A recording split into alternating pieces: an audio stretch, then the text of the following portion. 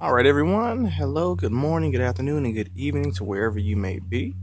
And welcome back to another video. And as you obviously see, we are back outside.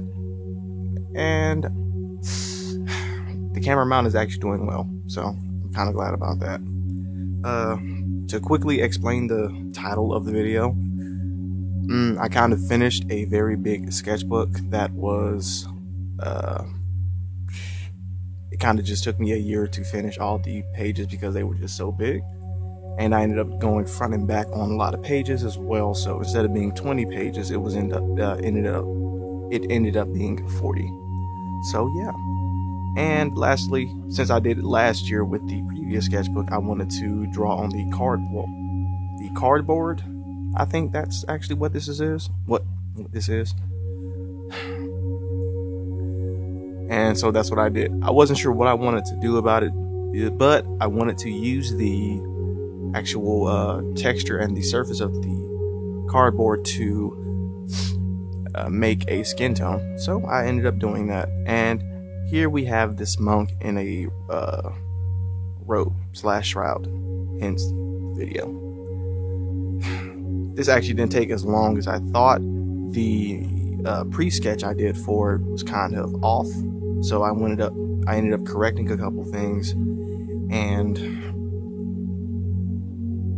going back to the drawing board basically.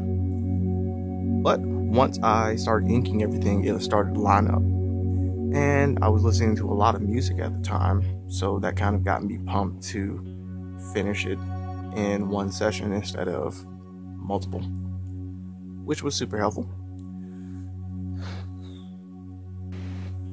I'm really glad I ended up picking that Friday to go out and actually finish this, because it had been raining for the past couple of days before, and it has been raining for a couple of days ever since, and it has been odd.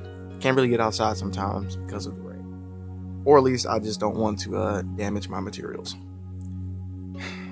And since we're breaking out the watercolor pens, well, yeah, that's kind of, I don't know where I was gonna go with that.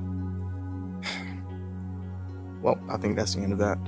So other than that, I just wanted to give that little explanation, and as well also say stick to the end of the video so you can see the final results, because I ended up taking this into Photoshop and messing around with it for a little bit, just like my previous hand illustration, which you can check out.